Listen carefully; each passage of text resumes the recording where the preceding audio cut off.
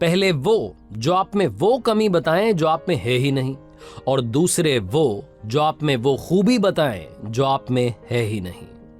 Hi guys, मेरा नाम है आरजे कार्तिक। एक छोटी सी कहानी, ये कहानी एक राजा की जिसके कोई संतान नहीं थी, उत्तराधिकारी नहीं चुन पा रहा था, बूढ़ा हो चला था और अब जरूरत थी इस राज्य को अगला राजा देने की। अपने मंत्रियों से बात की तो उन्होंने बताया कि सर आप किसी को अडॉप्ट कर लीजिए। किसी ने कहा कि महाराजा साहब आप तो किसी को अडॉप्ट करने की बजाय किसी को भी आपकी पसंद से चुन करके किसी भी मंत्री को राजा बना दीजिए। राजा को ये सब समझ में नहीं आ रहा था। किसी ने उससे कहा कि कंपटीशन रखवा लीजिए।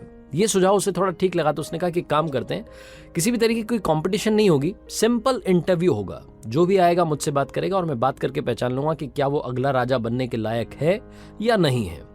फिर किसी ने कहा कि काम करते हैं, इसमें आप क्राइटेरिया डाल दीजिए कि इस टाइप के लोग ही आ सकते हैं। तो राजा ने कहा नहीं, कोई भी आ सकता है, किसी भी उम्र का व्यक्ति आ सकता है और आकर के अगले राजा के लिए इंटरव्यू दे सकता है। अब ये जो साक्षात्कार वाली बात थी ये फैली पूरे राज्य में, धीरे धीरे लोगों को मालूम चला, गांवों में पहुंची, कस्बों में पहुंची, शहरों में पहुंची, तो सब तरह के लोग वहां पहुंचने लगे राजमहल में।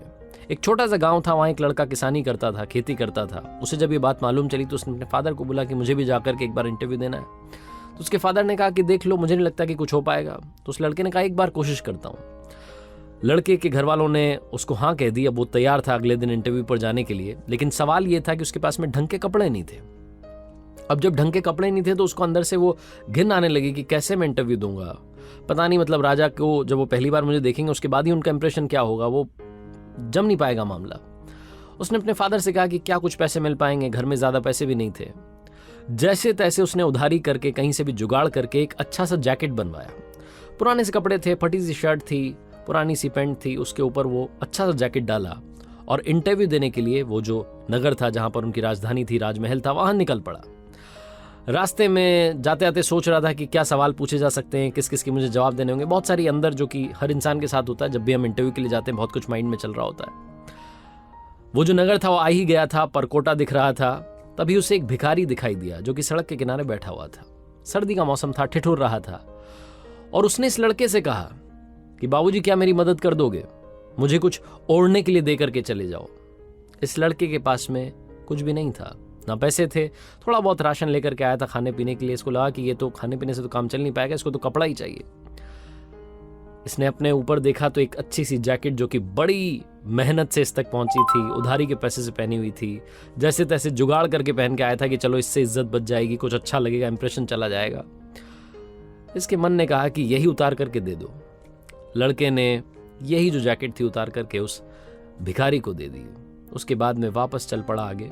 उस नगर में पहुंचा, राजधानी में पहुंचा जहां पर कि राजमहल था। वहां गया, जो राजा के सैनिक थे उन्होंने रास्ता बताया कि यहाँ सराय में जाकर के रुक जाइए। 2-3 घंटे वहां आराम किया। उसके बाद में इसका इंटरव्यू का टाइम आया।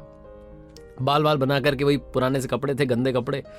मन ही मन सोच रहा था कि पता नहीं क्या होगा, अब तो वो जैकेट भी चली गई है, सब कुछ खत्म होने वाला है, सब बिगड़ गया है। लेकिन कोई बात नहीं, अब यहाँ तक आ गया हूँ, पापा पूछेंगे कि क्या करके आया, तो एक बार कम से कम ये तो बताऊंगा कि राजा साहब से मिल करके आया। तो राजा के कक्ष में पहुंचा, वहां राजा नहीं था। थोड़ी देर के बाद में राजा आया और जैसे ही राजा आया, ये लड़का जो था इसके पैरों के नीचे से जमीन खिसक गई। इसे समझ नहीं आया कि ये क्या हो गया है। वो जो राजा था वो वही भिखारी था जो कि थोड़ी देर पहले मिला था रास्ते में और जिसने इसका वो जो अनमोल जैकेट था वो ले लिया था। वो एक अच्छा सा कपड़ा जो पहन के आया था वो भी उसने ले लिया था। अब इससे बोला नहीं जा रहा था, समझ नहीं पा रहा था कि क्या रिएक्शन दूं। तो इसने बस ऐसे इशारों में पूछा कि क्या आप वही हैं जो मिले थे। तो राजा ने कहा कि हाँ, मैं वही भिखारी हूं जो थोड़ी देर पहले तुम्हें मिला था। अब इसके अंदर थोड़ी हिम्मत आई। इसने पूछा कि आपने मेरे साथ क्यों किया, ये कौन सी परीक्षा आप ले रहे थे, ये क्या तरीका है, मेरे पास में एक ही जैकेट थी वो भी आपने ले ली और अब आप ही यहाँ पर राजा बनकर बैठे, आप ही राजा हैं। मुझे तो समझ ही नहीं आ रहा कि मैं क्या बोलूं।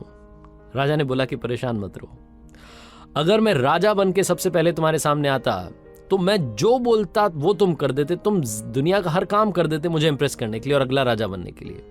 लेकिन मैं तुम्हारे सामने सबसे पहले भिखारी बन के आया और मैं तुम्हारे असली चरित्र को, असली कैरेक्टर को जानना चाहता था कि अंदर से तुम कैसे हो। सर्दी का मौसम है, ठिठुर रहा था वहां भिखारी बन के। तुम्हारे पास सिर्फ एक जैकेट था, मुझे लगता है कि तुम्हारे पास ज्यादा कपड़े भी होंगे घर पर, बड़ी मुश्किल से तुम शायद ये लेकर के आए होंगे। सबसे पहले तो ये जैकेट अपना वापस लो और अब से तुम इस राज्य के अगले राजा हो।